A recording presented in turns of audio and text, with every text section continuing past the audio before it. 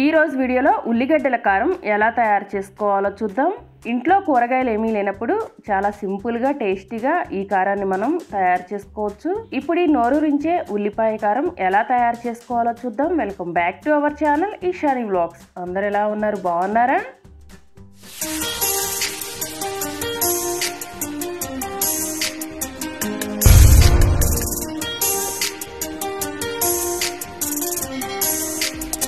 ఉల్లిగడ్డల కారం తయారు చేసుకోవడానికి ముందుగా 5-6 మీడియం సైజు ఉల్లిపాయలు తీసుకొని పైన పొట్టు తీసేసి శుభ్రంగా కడిగి ఇలా సన్నగా పొడవుగా కట్ చేసి పెట్టుకోవాలి. ఉల్లిపాయలు మరీ ఎక్కువ సన్నగా కాకుండా మీడియం సైజులో కట్ చేసుకుంటే సరిపోతుంది. ఇప్పుడు రోట్లో ఈ ఉల్లిపాయ ముక్కల్ని కొద్దిగా వేసుకొని కచ్చాపచ్చాగా నూరుకోవాలి. ఉల్లిపాయలు మరీ ఎక్కువ మెత్తగా నూరితే బాగుండదండి, కచ్చాపచ్చాగా ఉంటేనే బాగుంటుంది. నేను ఇక్కడ రోల్ చిన్నది కాబట్టి కొద్దిగా వేసి నూరుతున్నానండి. అదే పెద్ద రోల్ అయితే ఒకసారి నూరుకుంటే సరిపోతుంది. ఇలా కచ్చాపచ్చాగా నూరుకొని ఒక ప్లేట్లో వేసుకోవాలి. ఇలానే మిగిలిన ఉల్లిపాయ ముక్కలన్నిటినీ కూడా నూరుకొని ప్లేట్లో వేసుకోవాలి.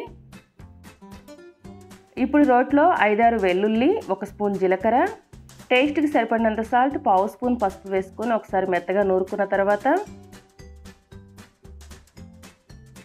ముందుగా నూరి పెట్టుకున్న ఉల్లిపాయ ముక్కలు, మీరు తినే కారాన్ని బట్టి కారం 2-3 స్పూన్ల వరకు వేసుకోవచ్చండి. ఇలా కారం వేసుకున్న తర్వాత మొత్తం ఒకసారి కలిసేలా నూరుకోవాలి. మొత్తం ఇలా కలిసిపోయిన తర్వాత ఇప్పుడు దీన్ని తీసి ఒక ప్లేట్లో వేసుకోవాలి.